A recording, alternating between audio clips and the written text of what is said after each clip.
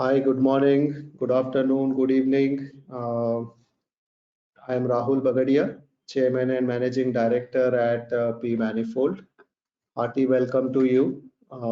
This is a very regular series in broader energy transition that P Manifold organizes. And thanks for all your lovely support and participation. P Manifold has added a new sub practice, I would say relatively young practice versus a lot of other things we are doing in e-mobility and green hydrogen. This is carbon financing and markets practice. It is led by one of our colleague Akshay Gatu, and Akshay is also with me on this call. And today we kind of scanned across and took a very technology perspective in this space, like what can be done additionally to remove CO2, right? Like the world is talking about CO2 mitigation technologies, and that's where like lot of renewables, lot of electric vehicles are coming in. But what happened to the CO2 and its other different molecules in form of methane and others that exist in the atmosphere, right? Which goes untreated. So what we can do about it, because they are also a high source of climate temperature issues, right? So that's where the technology carbon capture utilization storage CCUS kind of comes in. And in this webinar, we want to kind of take a deep dive, like what are the feasibility, where does this technology exist today? What sectors are able to leverage or benefit from adapting this technology into their particular process, right? So basically at point source where the carbon dioxide is getting generated, how we can capture the CO2, and are there ways and means for storing or utilizing that CO2 in a later part, right? And how a market kind of gets created. So that is CCUS. We want to take a little deeper look. I am honored to have two very influential and very credible experts with us. We have Mr. Naveen Elawat. He is P2X, Power 2X head at Jindal Steel. And Naveen has a very strong engineering background. And in last so many years, he's been credited to set up one of the world's biggest blast furnace and syngas based DRI fairly in India, Angul in Odisha. And that's where Naveen and team at Jindal Steel are also evaluating and in process of setting up CCUS technology. So we have a industry expert who is already in phase of setting up a CCUS plant in India. So that's what the outlook Naveen would like to share, and we would like to hear more from Naveen in this panel. Then we have Kapil Narula, a very good friend, also mentor and advisor to P Manifold. And Kapil is a United Nations high-level champion team where he works on a lot of catalyzing international cooperation for ambitious climate actions. So his work, his readings, his experience, his advocacy around climate actions spans multiple technologies across countries. So Kapil, we are really looking forward to learn from you, like where carbon dioxide removal or CCUS is really positioned in our overall decarbonization roadmap that the world is doing. And Kapil again is a very good engineer coming from maritime, and yeah, so really looking to learn from Kapil. So I think with that background, the flow of today's conversation is like we will have Akshay Gattu, who leads P Manifold's climate financing and markets sub practice. He will set up a context by making a short presentation, maybe 10 to 12 minutes, followed by discussions with Naveen around his experience of setting up CCUS, choosing and setting up CCUS for their steel power plant. Naveen has to leave a little early, so I think I intend to kind of discuss and do some round of discussions with Naveen, and post that we will have our other expert Kapil sharing his point of view around again carbon dioxide removal technologies, and where do they fit it into the broader energy transition roadmap.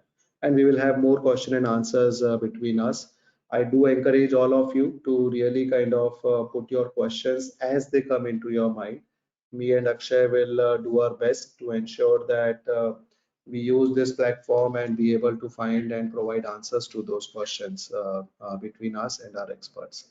So with that, again, I welcome all of you for this good discussion today, and my fellow experts and panelists. Akshay, we can start with your presentation, please. Sure. Thank you so much. Good afternoon, everyone. So I'm Akshay Gattu. I'm part of the P Manifold team working on various energy transition projects covering e-mobility, renewable energy, as well as the newest one, the carbon markets and financing practice within P Manifold. So I'll just start with setting the context for this webinar. So just a primer for everyone on what the CCUS is, the carbon capture, utilization and storage. So the overall value chain starts from the carbon capture, then transportation through pipelines, the shipping or the trucks or rail, and then it can be utilized in other forms, recycling of the carbon dioxide, or also storage where it is stored in the geological formations, as well as in enhanced oil recovery. So when we talk about carbon capture, we have two different points where we generally capture the carbon. One is the point source where the emissions are being emitted into the atmosphere, as well as DAC, the direct air capture, which is a decentralized one that can be placed anywhere, just capturing the carbon dioxide from the air. So within the point source, there might be multiple ways of collecting carbon. So one is pre-combustion, then post-combustion, as well as the oxy-fuel, that we'll be looking in more into detail in the coming slides.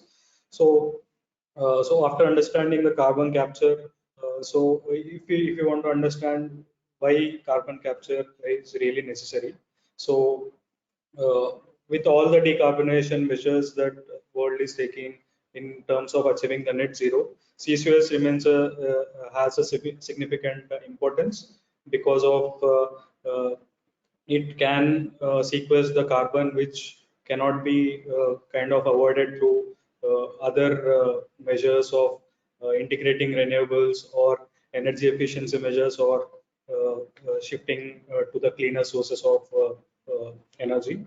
So even IPCC has recognized CCUS as one of the measure in order to achieve net zero, as well as we can see IEA in their net zero energy scenarios, they projected that CCUS plays a major role. By 2030, it will have a 7% contribution in terms of reducing the emissions, as well as looking at 2050, it will go till 18 to 20% in terms of reducing the overall emissions.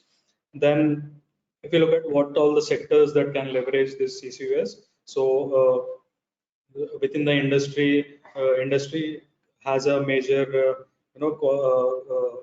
opportunity in adopting the CCUS, where it has more than 35% of overall share in when we look at 2050. Then the other would be power generation, where fossil-based power generation plants can also use the CCUS to kind of sequester the carbon by directly capturing at the source. And the other uses can be seen in the sectors of other fuels production, like the hydrogen, where we produce blue hydrogen through carbon sequestration using CCUS, and also DAC, as I mentioned.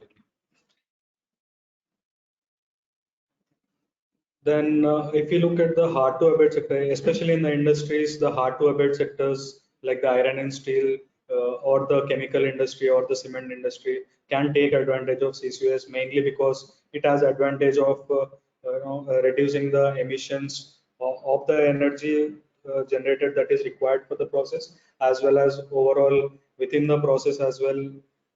There are various chemical reactions which lead to CO2 emissions that can be also reduced through the carbon capture.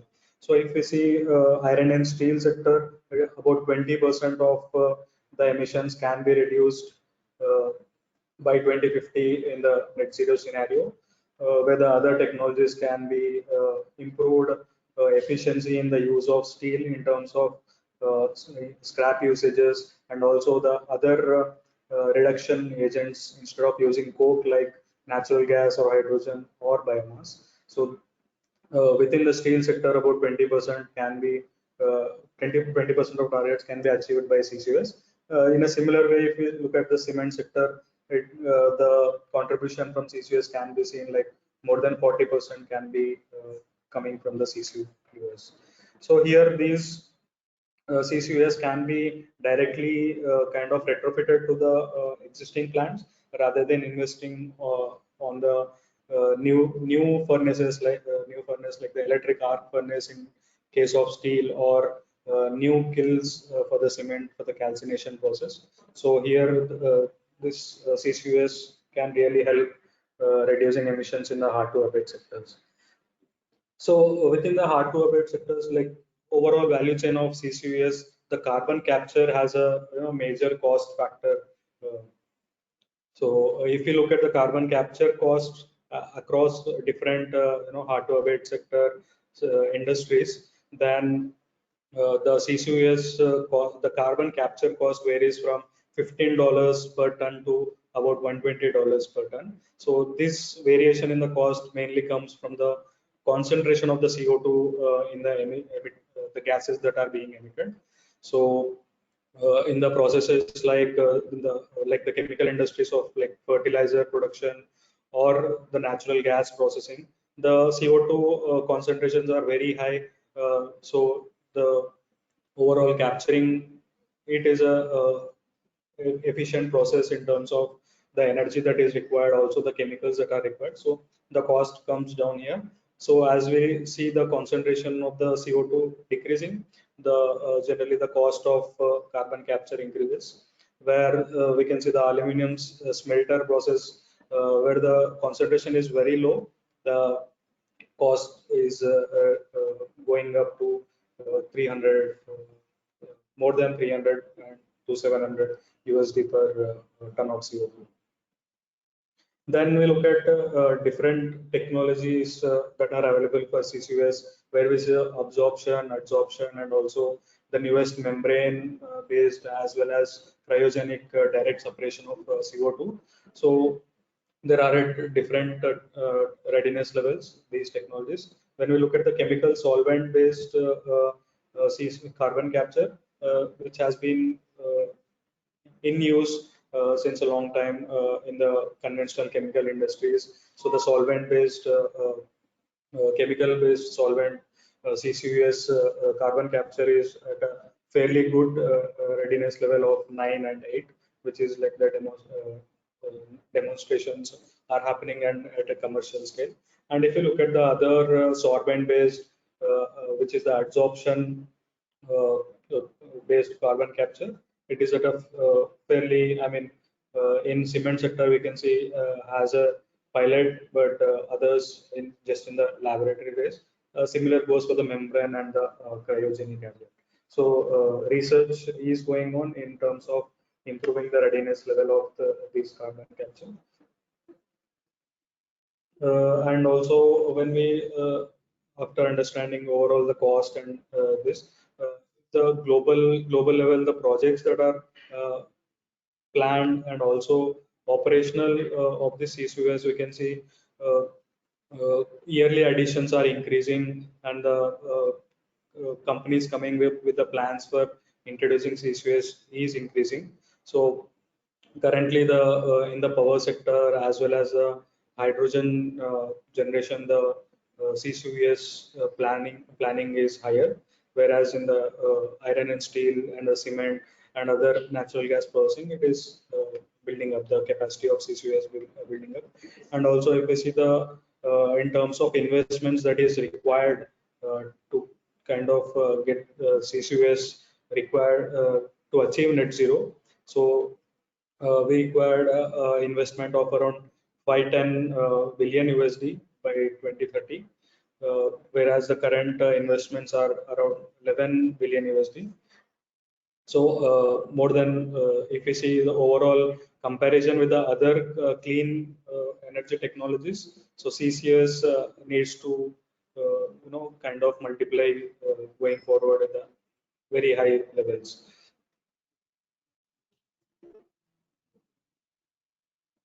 So yeah, so this is from my side, and we'll understand more about the kind of challenges that are existing, and also the measures that are required uh, through the discussions with our panel members. Thank you very much, Akshay. I think you brought some very good points. I'm just summarizing some of these points. It will help all of us to take the discussion forward with our esteemed panelists. One, I noted that of the already reduction path that we are there, CCUS technology can contribute 20% uh, GO2 emission savings by 2050, right? So that 20% contribution coming from a CCUS technology is what IEA, Bloomberg, and other credible sources are kind of forecasting. So that is one point that I took a note. Second, the technology is maturing, but within that, there is a sub-segment which is solvent-based technology, which I think is already fairly commercialized and getting used, right? And almost around some $10+ billion investment is made in this technology and in this context overall in the world. So I think that is another good point that is happening. Akshay brought a very important number that from today's $11 billion, we need to jump to $510 billion in next 6 years remaining, right? So there is a capacity of CCUS that is planned almost 2 gigatons per year removal capacity by 2030.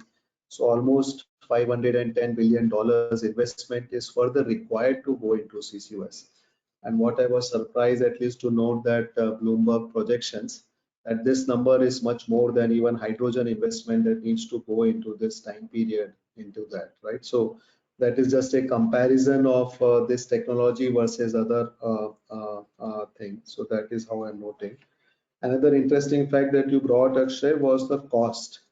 The capturing cost is the highest in the value chain, and that cost between different applications and right technology fitting to that application can vary anywhere from 15 to $120 per ton of carbon dioxide removal, right? So that I think is an important number, and I noted that this is only a capturing cost. You will add up a transportation and storage cost, and that may add up another kind of $10 to $40 per ton, right? So this is a number that with today's technology is possible across different applications.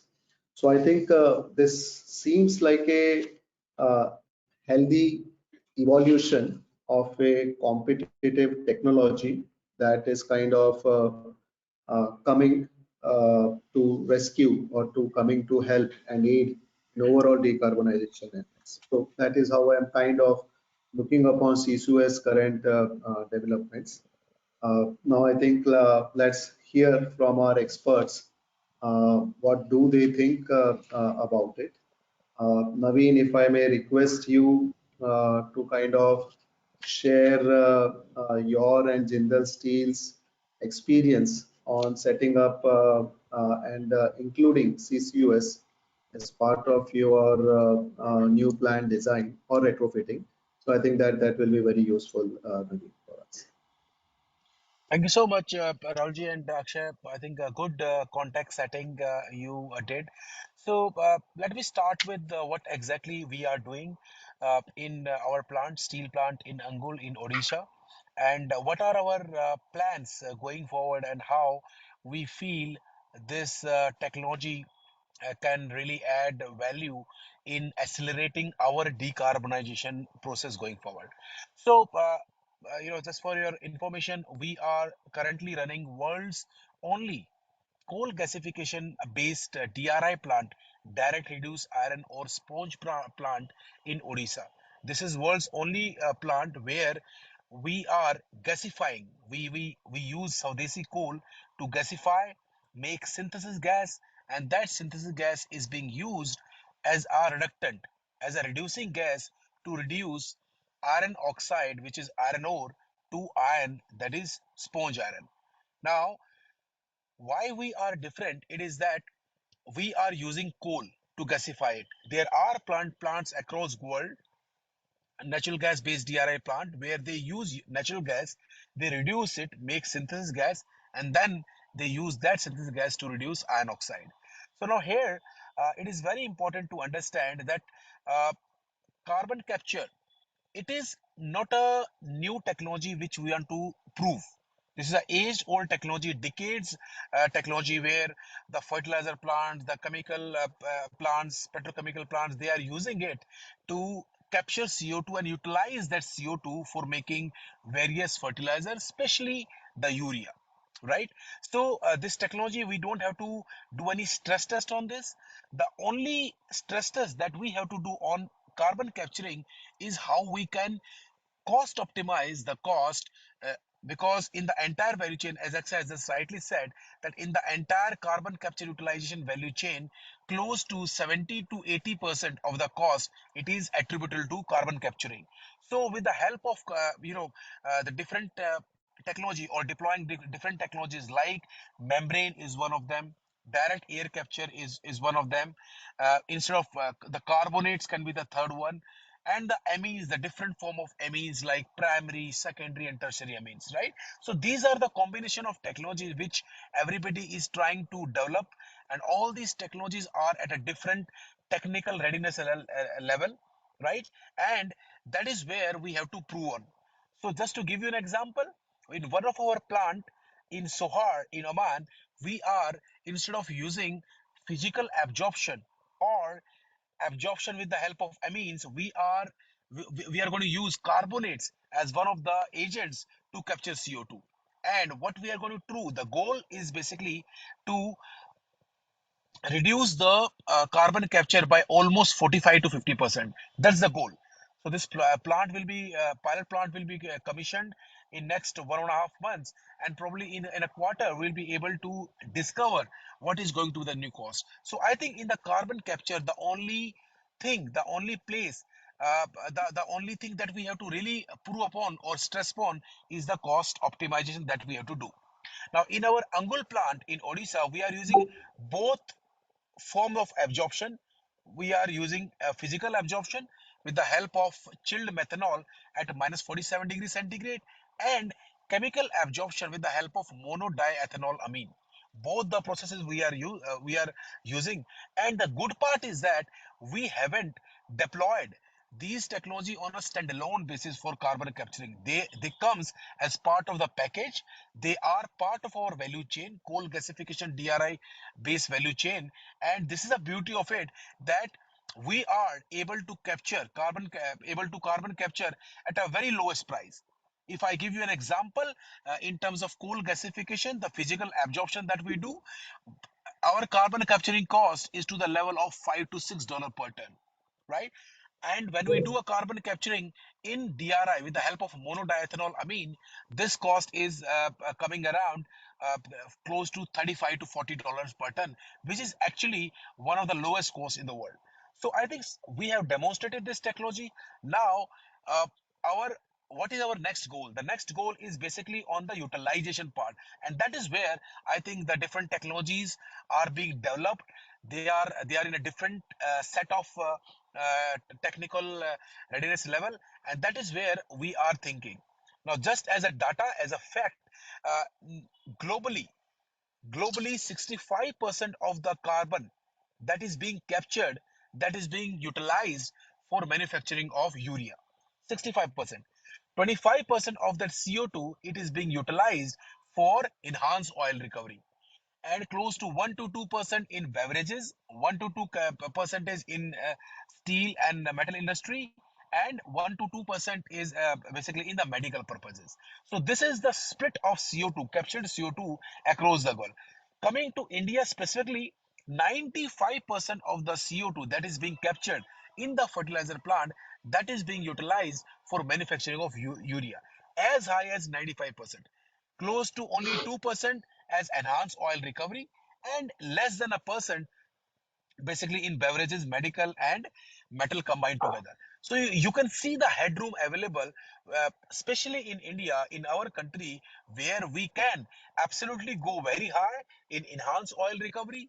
We can go absolutely high in making various chemicals, right? So now let us understand what are the different usages, utilization of CO2, starting from chemicals.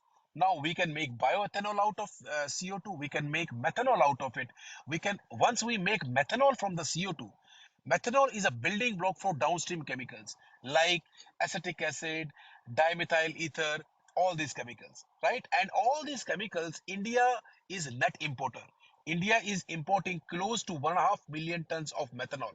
So this is an amazing building block. So as acetic acid and dimethyl ether, I think government has also now come up with various policies where dimethyl ether can be used along with LPG to reduce our crude oil import, and that's a whole revenue stream that we can create via methanol. So that's on the chemical side. Now coming on the mineralogical side. So on the mineralogical side, what we can do with this CO2, we can use this CO2. In fact, uh, this is actually a geographic specific uses where in rocks like periodic rocks or basaltic rocks, if we can use these rocks can act as a permanent sink. We can push CO2 into these rocks, and the absorption of CO2 in the rocks is very high. So normally in 1.5 to 2 odd years, this CO2 is being chemically absorbed inside it, and it forms the carbon. Classic example of a carbon circularity. Again, you form this calcium carbonate, and you can again use this calcium carbonate in your various chemical processes. So great way of utilizing CO2, great way of creating the permanent sink, and a great way to really reduce the carbon intensity and form the carbon circularity.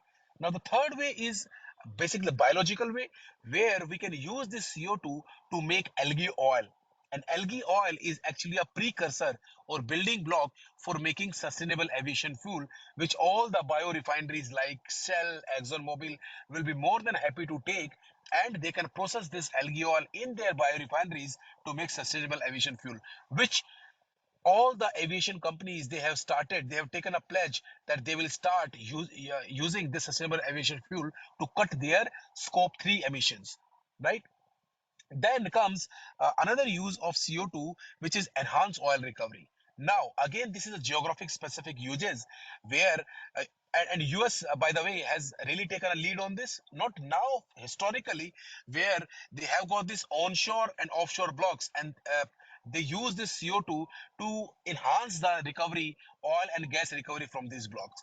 Now, under the recently announced IRA, Inflation Reduction Act, in US, they have done a very good policy making wherein they have increased the cost of CO2, meaning once the CO2 has been captured, the buyers, the companies, oil companies like Exxon, Chevron, Total, all these companies, they buy this CO2. So what they did, they increased this buying rate from $35 per ton to $85 per ton. Now this $85 per ton actually takes care of the carbon capturing, plus the cost of pipeline and the pumping part of it. So it forms a very good revenue stream for the producers, for the developers of this CO2, and along with that, they are also able to reduce their carbon intensity, and they also create one more revenue stream for the carbon credits. So this is exactly what we also need to promote, especially in our country, in India, where we have to bring in this policy, and we have to search for the oil gas blocks where we can utilize this CO2. Now there is a caveat here. We in all the gas blocks we cannot use this CO2. We can only use this CO2 as enhanced oil recovery only in the aged oil and gas blocks, not the young oil and gas blocks, because they themselves they produce very good oil and gas, right? Only the aged gas blocks, that is where we have to push this CO2 to enhance their recovery from those oils. And that's why, for our plant in Oman, and in UAE, Oman have got lot of actually aged oil gas field where this technology can work very well along with the mineralogical point of view. So I think this is what I have to say, just to give the context about this technology, what exactly is carbon capture, what exactly is utilization, and I'm happy to take any follow-up questions on this. Sure. No, thank you very much, Naveen. I think you covered it really well. If we may kind of want to understand a typical cost of integrating this CCUS in a steel plant, citing some numbers that you can share, Naveen. So that will be Absolutely. useful so that we understand like how this decarbonization option is what you evaluated versus any other decarbonization option that was also an option for you to choose from. So I think that will really help the audience to understand like how does industry look upon while they go for selecting CCUS as an option. Absolutely. So, Mr. Rahul, as I have, I think, already touched upon this point. So, in the entire value chain, so we have basically three blocks. First block is carbon capture, second block is transportation, and third block is utilization. Now, as I've explained, there are numerous ways of utilizing this CO2, starting from carbon capture. Now, as Akshay has also explained in the slide, the basic premise or context of the cost on the carbon capture side, it is about the percentage, the intensity of the CO2 in the flue gas, right? That is coming out, that has to be captured. So normally in a basically in a typical steel plant or in a power producer plant or in a cement plant, the percentage varies from 15% to 25%. That's the range of CO2 in the flue gas. Now to capture this percentage CO2, the typical dollar per ton cost comes around $40 to $60 per ton, right? So 40 to $60 per ton on the carbon capturing side, and especially uh, there are three lead dominoes for this cost. First is amine, the cost of amine. Second is the steam required is massive here, and third is the power.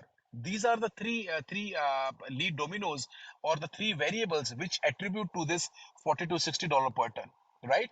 And if you have an integrated plant, steel plant, chemical plant, petrochemical plant, or power plant, you may utilize your low temperature, high temperature calorie waste heat to generate the steam to lower down the cost.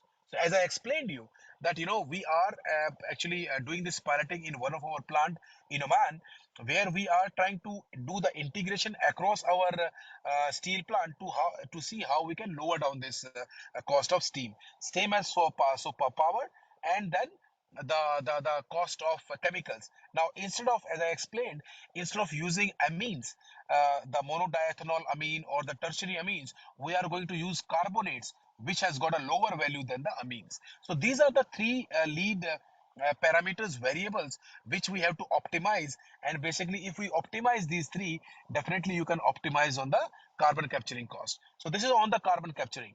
Coming to the transportation, I think the numbers that Akshay shown, those numbers prevail for the transportation. So close to uh, $5.5 to $8 till $15 per ton of CO2. That is typical cost of production, cost of transportation. And actually for industries to really form the clusters or valleys, I think we can again optimize this, where we generate CO2, we capture CO2 and utilize the CO2 within 1 kilometer basically radius of your plant. That's the typical way of forming clusters, valleys, and the farms where we can utilize this CO2. So there you can reduce your transportation. If you transport this CO2 to 100 kilometer, 200 kilometers, that is where the cost of the transportation goes very high. Coming to the utilization part of it, a typical 15 to $25 per ton is the typical cost that normally comes in utilization, be in the enhanced oil recovery or in the as pushing it in the rocks for mineralization of the rocks, and or making any chemicals. So that's a typical cost. So if you add A plus B plus C, the three blocks, then a typical carbon capture utilization cost will come somewhere around 65 to $80 per ton. That's a typical cost.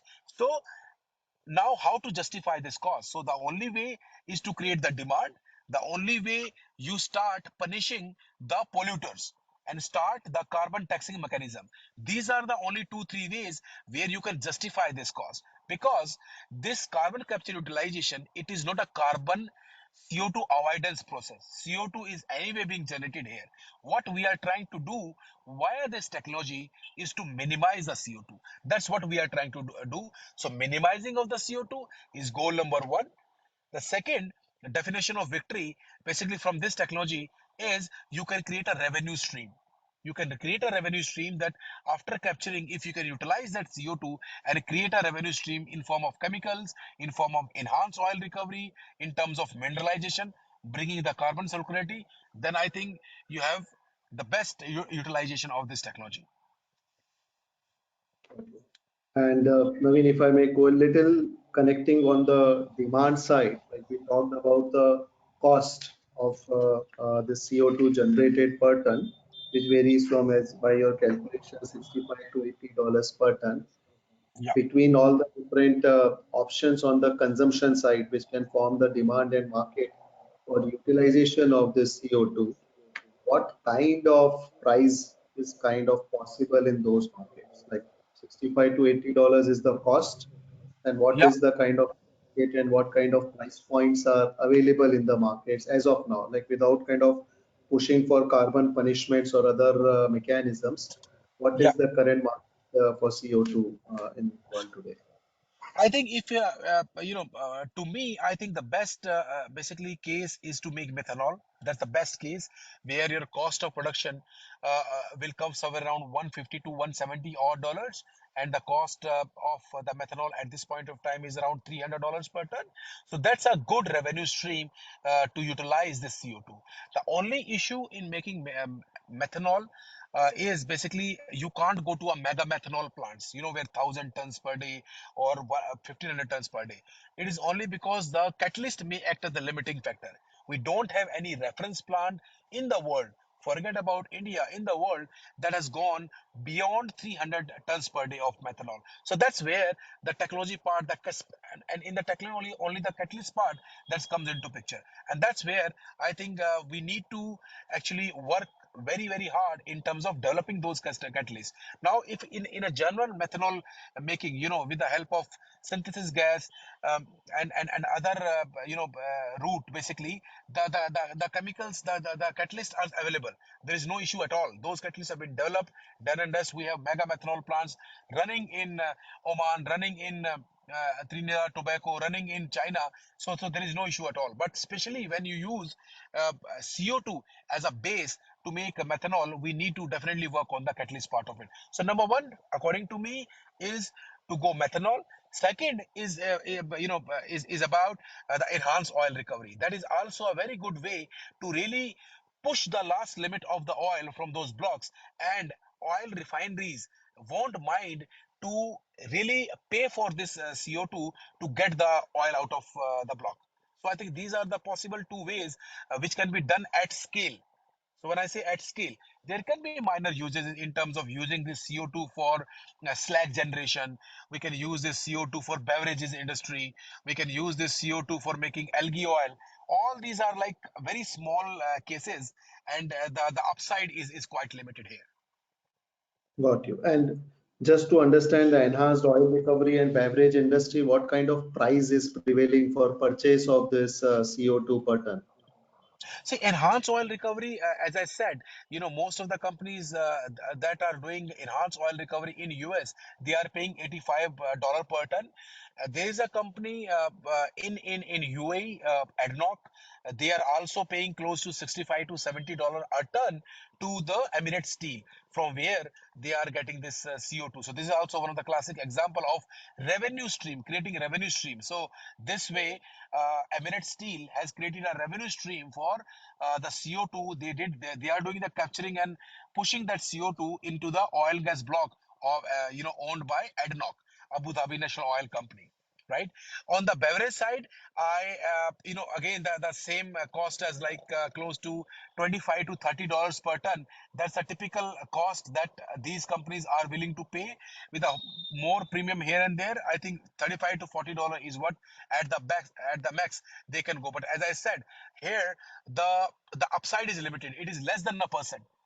If you talk to companies like Coca-Cola or Pepsi, they won't be able to consume more than 4 ton to 5 tons in a day. That's that's Okay. that's the upside. That is what they work. So if 4 to 5 tons from any industrial plant, whether it is steel plant or petrochemical refinery, that is nothing. Even a pilot scale we normally do in these plants is like close to 10 tons per day. So that is where my limited point was, that if we can go for chemicals, especially methanol, where India is a net importer, we import methanol, right? And once you make methanol, you create so much of revenue stream downstream to methanol, making acetic acid, where India is again a net importer. DME, you can directly mix DME with LPG. You can cut your crude oil import, and that's exactly what and a classic way of making Atmanirbhar, right? That is what where all these efforts are being made. How we can be Atmanirbhar or self-reliant. Got it. And if I have to kind of Naveen request to see, like, if representing the steel industry, let's say in context of India, what is a price target that you would put to CCUS technology, that if the price of CCUS technology comes to this point where it stands today, you believe that all plants of steel uh, in India or across can actually start adopting this technology very fast? So is there I a think price point to look yeah. onto the supply side, like where we stand today, and what is a target that you want to give to such technology providers to kind of support the right CCUS technologies? So I think if adding all the three blocks that I explained, I think a price target of 25 to $40 per ton. If that is the number that is there, then I think, which is actually 50% of the existing price at this point of time. If you can come to that, I think that is a level where people will definitely embrace this technology. They will really push it, and definitely this cannot be done without government support and policies. This is absolutely must if we have to really utilize this technology or accelerate this technology. Again, this is this cannot avoid CO2 going into the atmosphere, right? We cannot avoid CO2, but we can minimize from this technology, and we have to create. We can create multiple stream of specially chemicals, so which can help to reduce our import. So this is the way where we can utilize these technologies in our favor. Got it. And if I only talk of the technology part of it, Naveen, any actions that you have in mind which can bring this cost reduction? Like, what are some of those one or two actions that you would recommend, that if this gets taken up by this kind of experts or startups or a right company, we can bring down this 50% cost reductions in capex of this technology? Any such ideas, Naveen? Or it's No, more about absolutely. a problem that we need to solve? No, no, no. I think there are ideas on the table. As I explained you, there are three dominoes which form the majority of the cost of carbon capture. And if you see the entire value chain, that is where the maximum, value is. So definitely, steam part of it, if it is, that we can easily solve. It's a low-hanging, quick win for us, where we can integrate with the integrated plant. We can bring the synergy, and we can use the low temperature and high temperature waste, and we can make those heats, those basically streams, to make steam. So that is in our hand. We can easily do that. That is one. Second, it is about the basically going from moving away from expensive amines to carbonates. I think that is also one of the way, or to different chemical which can help, like physical absorption with the help of chilled methanol can be very effective. If we have to really reduce the cost, that is one way. But the carbon intensity, the percentage carbon CO2 that you get into that stream, it is pretty low. It is like 90 to 93%, which we have to again put a pressure swing adsorption to really concentrate the CO2 intensity in that stream. So that is one. Third is basically the power. I think power is again with the renewable power coming into picture and the power level coming to sub 2 level. I think that can also help to reduce the cost. So these are the three dominoes that the work is on, and I'm quite hopeful that within a year or two, I think we can come to these levels of carbon capturing. Then comes on the utilization part, where the active work has to be done on the catalyst part of it. Catalyst, where if we have to really go for a mega methanol plants, then we have to work on these catalysts which have to be acclimatized, which have to be suited or customized for CO2, which was never done in the past. I think these are the some of the low-hanging fruits for us, and where the work is already gone. It is not that we have to start working on these items.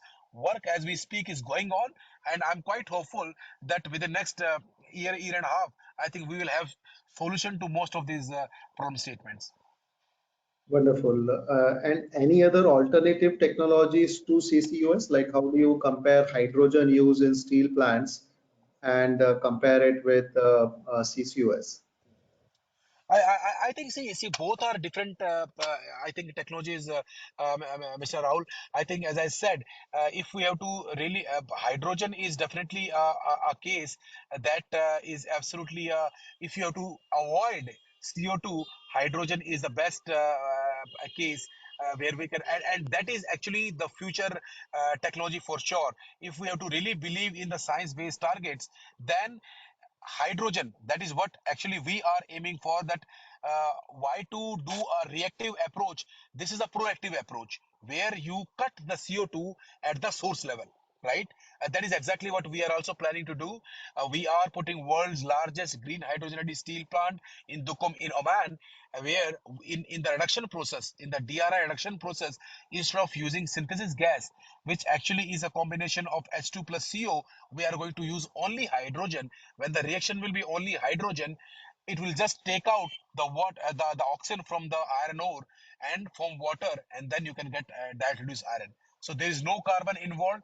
The only place where you it start involving carbon is on the electric arc furnaces, where you have to add, because we have to make carbon steel, so we have to add carbon.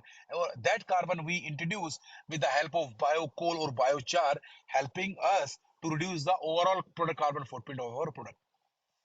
Okay, okay. So you believe that green hydrogen will be further give you a better footprint over CCUS. It will be more active way of handling the overall steel decarbonization over CCUS. But is it the cost parameter today that is making you choose CCUS over green hydrogen, Naveen? I think yes. I think this, especially for our country, I think this can act as a intermediary phase. I think coming 2030, by end of this decade, I am 200% sure that the levelized cost of hydrogen will come around 1.5 to $2 per kg, and that's a sweet spot for any petrochemical refinery, steel company, aluminium company to really take a plunge in embracing hydrogen in their processes. Till that time, till next 7 8 years, according to me, I think carbon capture utilization (CCUS) can play a very important role in doing this transition. So today we are gray or black. We have to the ultimate goal is definitely green. There should not be any doubt on that. But the intermediary role of blue, as a blue, where we capture, we utilize the CO2, right? We can minimize the CO2. That can play an important role. Wonderful, Naveen. So let me thank you, Naveen, for really attending so well to these questions. And I think uh, pretty much all points that on the economic side that someone would want to understand on the production cost, what are the levers to bring down those production costs, both in terms of capex and opex. You kind of handled it so well. And what are the options on the revenue side to increase the utilization? between prioritization also on some of the end use cases. I think we really learned a lot from you, Naveen. Thank you. Thank you Thank so you. much, Mr. Rahul. Thanks for the opportunity, and happy to connect and happy to take any follow-up questions if there are any from the audience or from anybody. Thank you so much. So I will request the audience, like, if you have any specific questions for Naveen, please keep writing onto the window. In the meantime, now I will request our other expert panelist, Kapil, to kind of share his views, like where he sees CCUS is pivoted in the overall decarbonization technology landscape, and what is the kind of a future that he is envisaging between this mix of technologies that will evolve. Kapil, over to you. You want to share your screen, Kapil? Yeah, that will be good. Thank you, Rahul, and also to Akshay and Naveen, to give such wonderful insights. And what I'll do is I'll try and present a global perspective. That's what I work on, and in a sense, that should be giving you a more global, worldly view of what's happening across different countries. Uh, I did get a message, but I'm not able to share the screen. Can someone prompt it once again? We are able to see your screen now, Kapil. You just need to Okay, turn it into full and get started. okay, that will be good. So you can see my screen, right? Yeah, thank you. Excellent. So let me, in the next 15 odd minutes, try and build up on what has been said. Much has already been said, but I'll start with a quick overview of the state of progress, what's happening globally, and then talk about certain other issues on imperatives of adoption policies specifically, and conclude in one slide. So, this is the state of the art. I think last was on June 2023, where globally you find there are only about 41 CCUS facilities, close to about 50 million tons of CO2 capture per annum. And the future is much brighter, with 350 odd projects about the same capacity, 361 million tons per annum. And in the short term, there are about 50 new projects under development with about 125 million ton per annum. But of these 50 projects, actually FID has only been done for 20 projects, so less than half that. And we know that for a CCUS project, it takes about 7 to 8 years, so which is the 2030 timeline. So we have to take this with a pinch of salt, that several projects are on the cards, but final investment decision has not been taken and they may not materialize. But apart from these projects per se, there is also a very interesting development where you are developing networks of carbon capture and storage. And so these can be thought of some kind of valleys or areas where such networks are being developed, and they are over 100 plus networks in development, which is very exciting. The investments in CCUS are about 10 billion, but when you look at it in the context of the total annual investments in 2023, which is close to about 1.7 odd trillion, close to 2 trillion, it's only about 0.5% of the global investment, which paints a very bleak picture on the progress on CCUS. My cost estimates are a bit higher because it involves capture, transport, and storage. And many of these projects are older projects in Europe and US, and therefore they are on the higher side, from $80 to $260 per ton. But on the extreme end, of course, we have the direct air capture, close to about $1,000 to $3,000 per ton, the largest of which is the Climeworks plant. And like Akshay and others said, that we are expecting a halving of these costs from 80 to 40 dollars per ton for onshore and about $250 per ton for offshore, which is a slightly better option in terms of some risks which environmentalists talk about on leakage of carbon from pipelines. And this number for DAC should come down to close to about at least 3 to 4 times lower. So this gives, and that will be about for a capacity of 1 gigaton plant. So this gives you a sort of overview on the current state of CCUS. And very interestingly, this new project, Northern Lights, which was actually started way back in 2017, and I highlight this because this is the first cross-border value chain project. It's not restricted to one location, one city, one country, but it's cross-border. And what's happening here is that this is the storage site in the North Sea, about 2,600 meters below the seabed. And the equity partners are Total, Equinor, Shell. The commissioning is expected this year. Lots of action happening in the first month of the year. The 25-year life cost about 2.6 billion and capacity 1.5 million tons per year, with upgrading plans to about 5 million tons by 2026.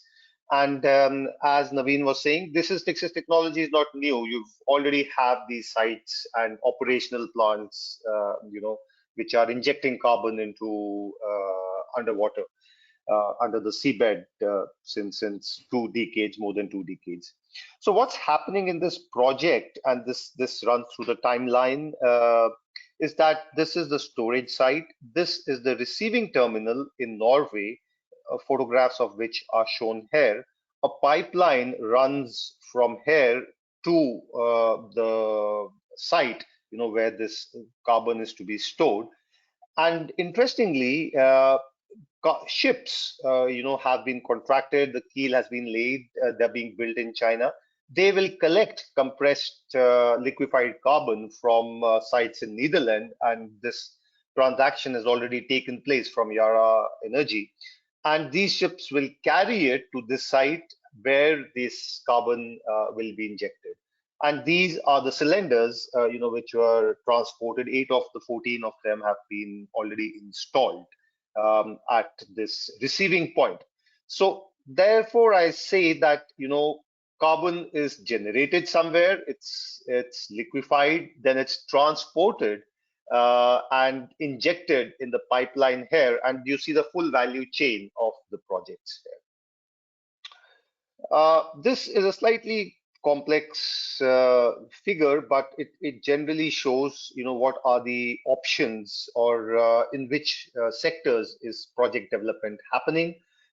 This is CO2 transport and storage, and there are other sectors, iron, steel, natural gas processing, and so on, and how the projects will develop in early development, advanced development, under construction and operation. So if we see a lot of activity happening here and envisaged to happen in the next decade.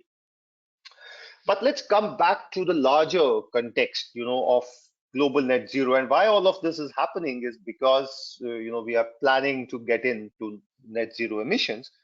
But the challenge here is that when we look at, say, 2021, the target, and this is only a pathway, a model pathway, the target was that no new abated coal plants are approved for development. But we see that we are continuing to develop coal plants. We see 2025, no new sales of fossil fuel boilers, but the UK has backtracked on installing fossil fuel boilers. So all of these, global electric car sales are electric by 2030, universal energy access, all of this is going to slip. These targets are not going to be met, which means that at the end, the requirement, because all these pathways are not following in this fashion, but there is much more carbon emissions, the importance of CCUS, if the targets are to be met, would increase, as time increases. So because of limited action now, we see an increasing role of CCUS in the future. This slide was already shown, and what I want to just point out here is that this CCUS is the only negative emissions technology in this entire options of mitigation. And if you realize that if we have to go to net zero, which means actually that we have to reduce or we have to rely on negative emission technology, which is CCUS, and that's why it is so important. Again, this slide was already shown, but I'll focus on some numbers here. And if you see in industry, you are seeing at the end of 2050, about 2,620 million tons of CO2 being captured, and which is the highest amongst all of these shares. So essentially what I'm trying to say is that you can offset emissions in fuel supply, you can have alternate fuels, you can generate electricity from renewables, but the key USP of CCUS is, is how do you offset CO2 emissions from industrial processes, not from heat, not from electricity, but actual industrial processes in manufacturing of cement and so on. And then we come on to, the issue of cost, which is highly sensitive for people to invest their money in. And the first panel on the left shows the marginal abatement curves, and this is specifically for the US energy and industry. And it reads something like this, that this on the y-axis is the potential of CO2 emission reduction, so 5 gigatons CO2, 4.5, and so on. And on the x-axis here is the price in terms of dollars per ton of CO2. So in a sense, to read this, the most cost-effective options clearly are onshore wind, which is even relevant at $1.50 per ton of CO2, solar photovoltaic, and so on. The point which I'm trying to make is CCUS, and especially here, direct air capture technology becomes cost-effective only at the later stages with costs of about $200 $250 per ton of CO2. Before that, if a country has to invest in decarbonization, it will go ahead with all of these technologies and optimize or maximize the potential of these because it's cost effective. And in the context of India, there was this report which was done by a consultant, the Dastur Engineering for the Niti Aayog, and there I got in some numbers which talks of what the cost curve for CO2 capture across several industries. And as has been pointed out, for gasification-based products, the cost is much lower, and therefore it's going to the cost curve looks something like this. For refinery and chemicals, it's quite cost inefficient to invest in this technology. So the point I think which you should take away from this is that there is always going to be a hierarchy of measures, and there are always going to be priority cases. So it's not a one-stop solution for all kind of processes, products, technologies, but has specific applicability to specific sectors, and that should be taken into account before engaging in commercial projects.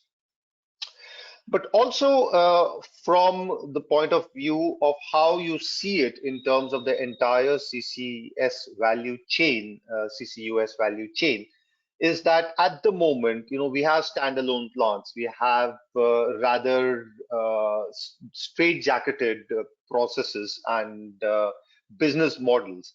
But if the CCUS industry has to grow and scale up, it has to move in from small scale into large scale, and in terms of integrated service providers across the entire value chain, or a service provider separately in storage, some terminal operator for CO2, a transport network aggregator, be it from pipeline or ships or from road, and similarly transport networks operators and shippers. So each of these, many times we forget that it's a complete value chain, and because it's a value chain, there are issues in coordination across all these, the entire value chain.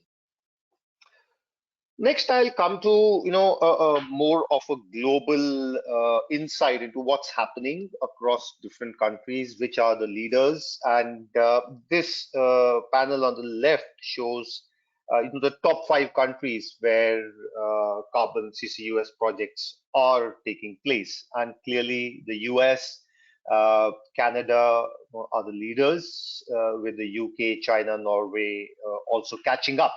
And about 26 countries had these projects in 2022, and now 37 countries are being represented. And here you see, the large plants where CCUS is being already captured, is happening, in terms of commercial scales. And in terms of the net zero plans, there are about 26 countries which are actually planning to use these CCUS technology to meet their long-term climate goals, and have included them in the decarbonization plans. This was as of 6 months ago. And so in terms of target setting, which is the first step, there are several leaders across EU, which under its Net Zero Industry Act has a target of 50 million tons. The UK about 20 to 30 million tons per annum by 2030.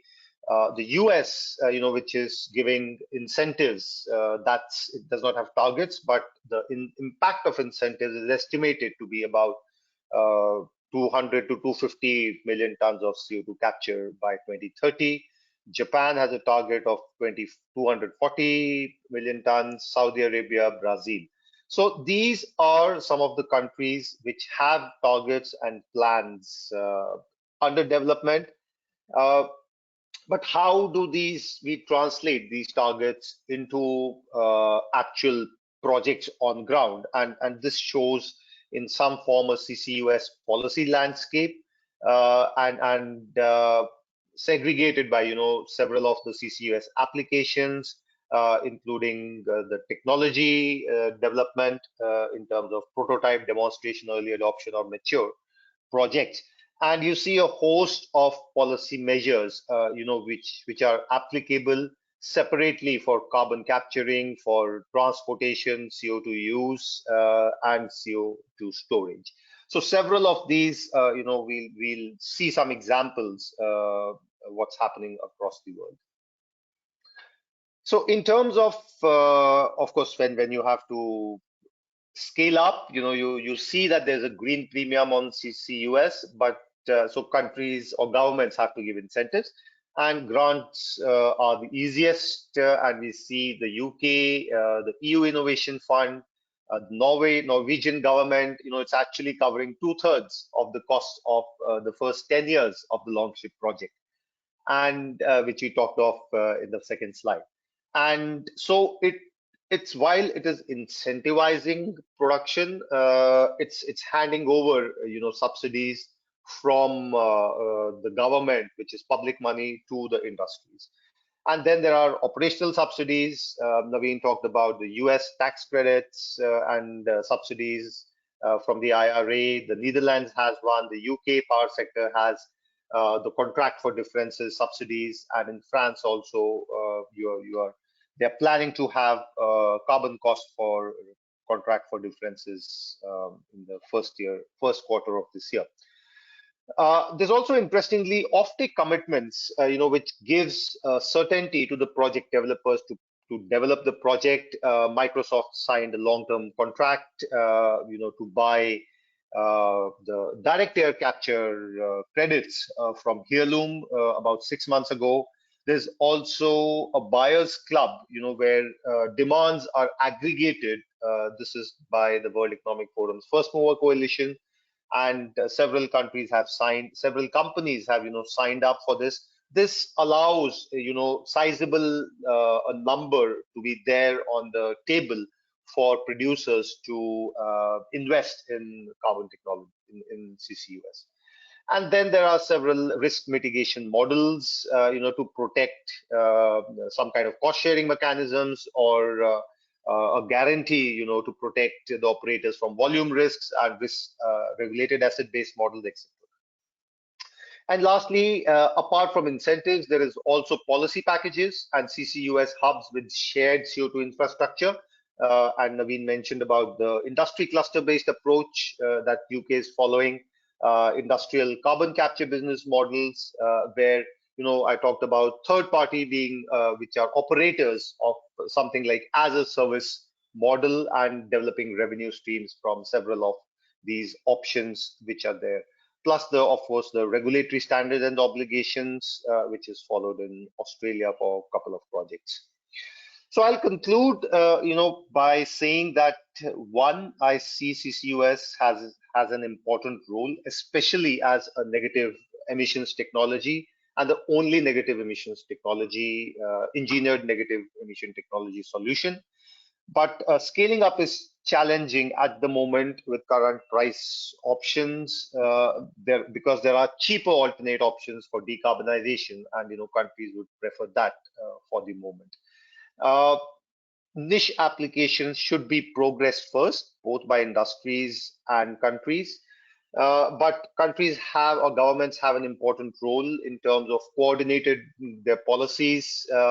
One policy does not work. There has to be a policy of package of policy measures which need to create conditions to stimulate private investments, and developing CCUS hubs, where cross-country coordination, cross-industry coordination is there, and also international cooperation, what we saw in the Longship project, is essential.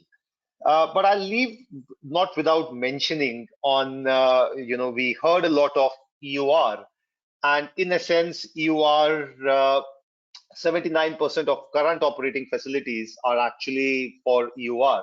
And what's happening, if we see from a public economist point of view, is that government is giving subsidies, which is public money, and giving it to who's setting up these projects, Equinor, Standard, Total, and so on. And about 20 billion of USD of public subsidies have already been given cumulatively, and 200 billion are in the pipeline. And if you see, this public money is given to private companies investing in EOR and pumping out more oil. So at the end, in some form, the public is subsidizing private profits, which is a matter of concern. I'll stop here. Thank you. Thank you very much, Kapil. I think again, very good presentation. I think you covered and augmented a lot of very good points, especially bringing like what different countries are already doing in terms of policies and how they are already starting to integrate CCUS as a solution, as one of the options between different decarbonization pathways.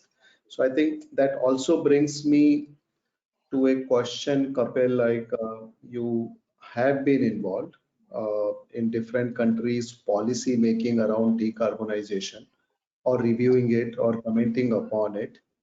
What would be your suggestion to a developing country like India in mind?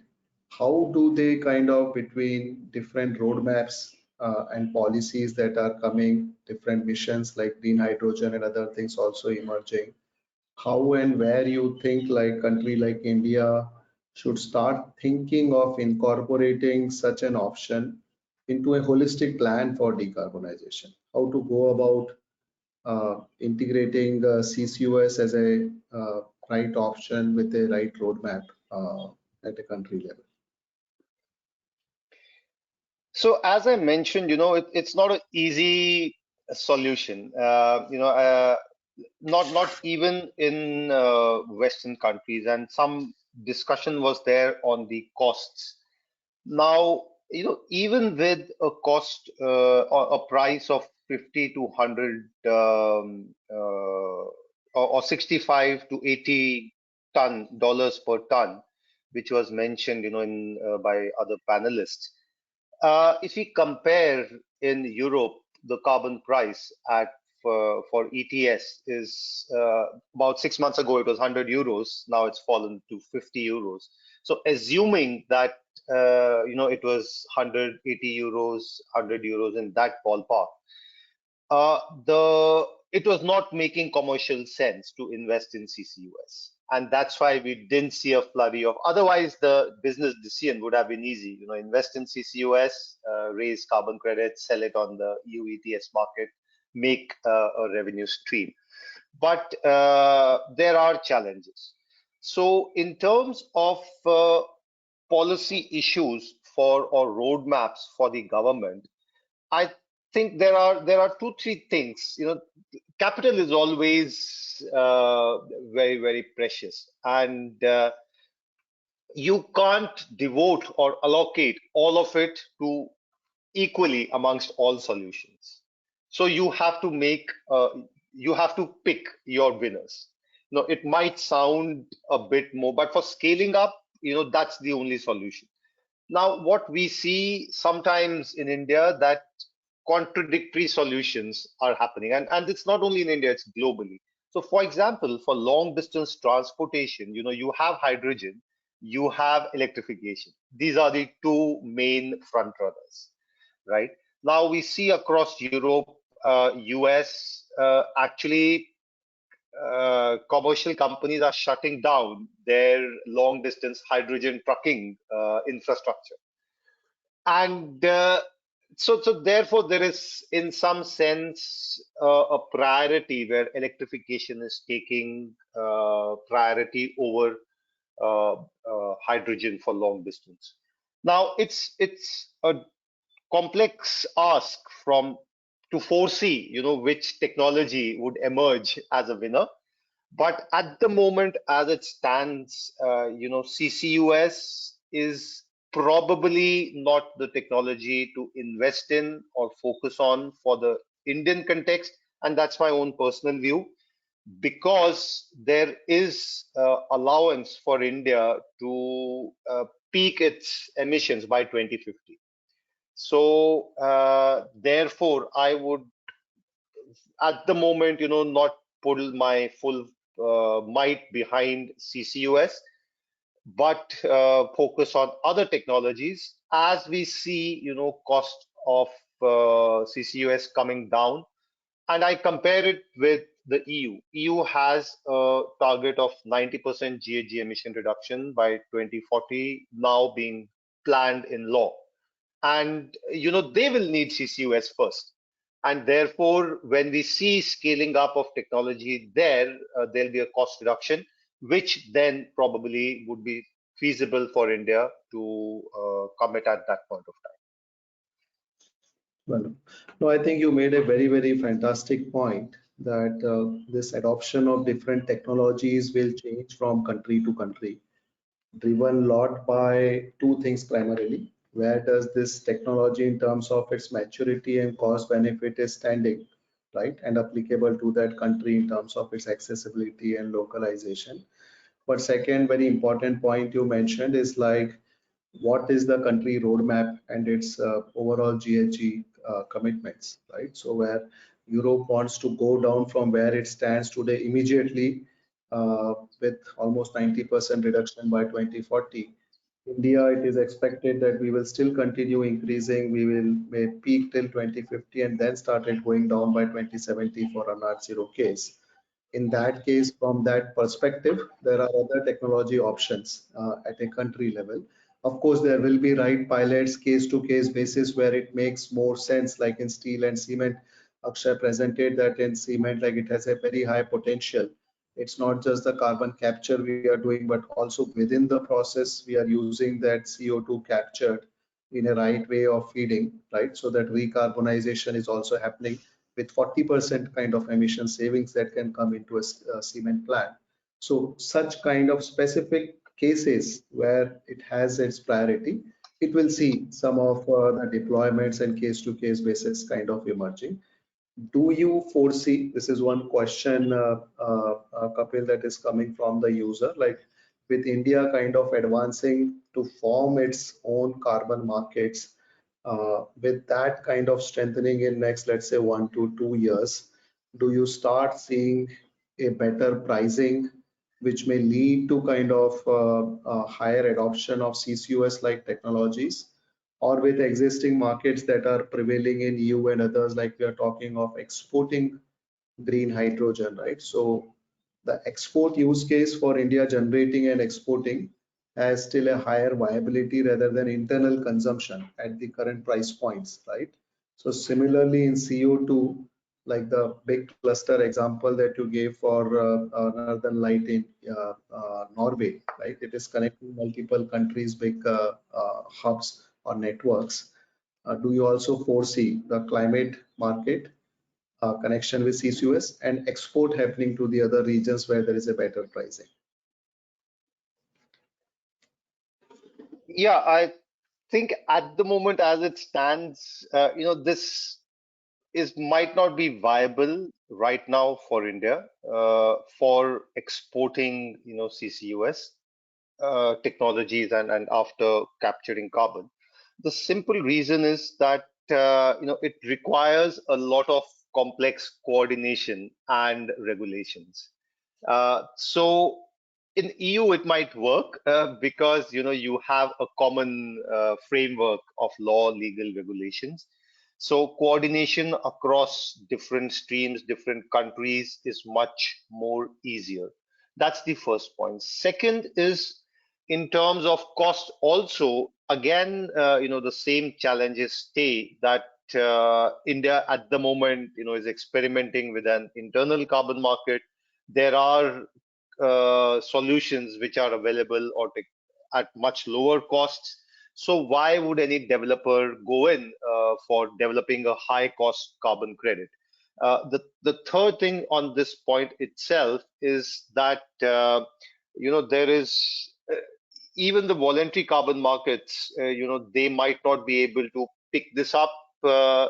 In some cases, yes, we saw that with the direct air capture in the US with Microsoft buying, direct air capture credits. But those are again only niche areas. I don't see, in the technology development and market readiness, I think it's a far way off, especially for India with developing the CCUS cases. Sure, thank you. Naveen, any chance you are still with us and able to respond to some questions that are coming for you?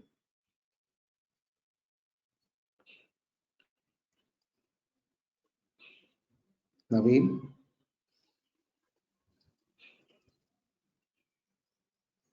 Okay. The question maybe let me take with you, Kapil. The question is like, how is this pricing or the cost that is coming, let's say, to a steel plant or a cement plant is impacting any kind of a green premium which the end customer may have to pay for that commodity. So there are some numbers which IEA kind of released, like for a clean, basically for CCUS, the end impact on potential steel or carbon with the CCUS abatement can be of the order of 10%, right? While some of the other technology comparisons, like with hydrogen at current cost, this number can be little higher, around 25%. So you have any take from any of your readings on the topic, like how this will get translated to the end commodity pricing to the end users? Yeah, so the easiest example is, to see this price difference when CBAM kicks in.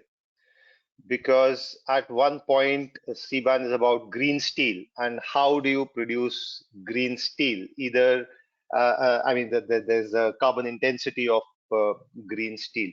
And when you see what are the prices in Europe for green steel versus what are the prices for normal steel being produced, that's the premium, which actually is the premium in between these technologies. And in one sense, there is a pressure on consumers, especially, for example, public procurement. You have various public procurement pledges from, say, industrial decarbonization, deep decarbonization initiative at UNIDO.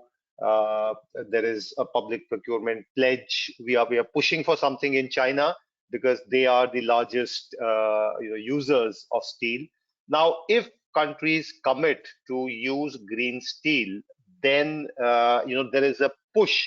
There's a pull from the market, and the demand of green steel grows. Now, in those cases, there is attractiveness for users or developers to invest in these technologies, including CCUS. But again, users will choose the least cost option, be it hydrogen for steel production or renewables or, electric furnaces or whatever. And there the economics will come into play, the techno-economics will come into play on what's the best option. Sure, sure. Thank you. Thank you very much, Kapil. I think I think this question is coming maybe from some professor where he is asking like their university is quite involved in various decarbonization R&Ds and industry projects, including e-mobility, including green hydrogen. So he is trying to understand like if there are right questions or maybe a right technology demonstrator that you believe can be set up in CCUS space at a university level, kind of a center of excellence in carbon removal technologies. What could it be like at a top concept level, Kapil? No, so I think the market is matured in terms of commercial projects, in terms of technology development. Now, when I say this because there are commercial projects happening. It's about scaling up and reducing the cost. So if R&D and can look at, how do you reduce some of these costs, be in the full value chain. It could be in transportation, it could be in pipelines, it could be in compression, filtering, and whichever it is, or uh, taking the research into the market, because it's area where only about 50 projects are working commercially, and getting in some new value added products. I think those would be the areas which will be of interest to the market, and there is a huge potential there, rather than starting on mature technology, because it's been there for since 20 plus years now. Okay, okay, sure. And is DAC a technology that can be looked into for further, because that's having the least TRL level at a global scale.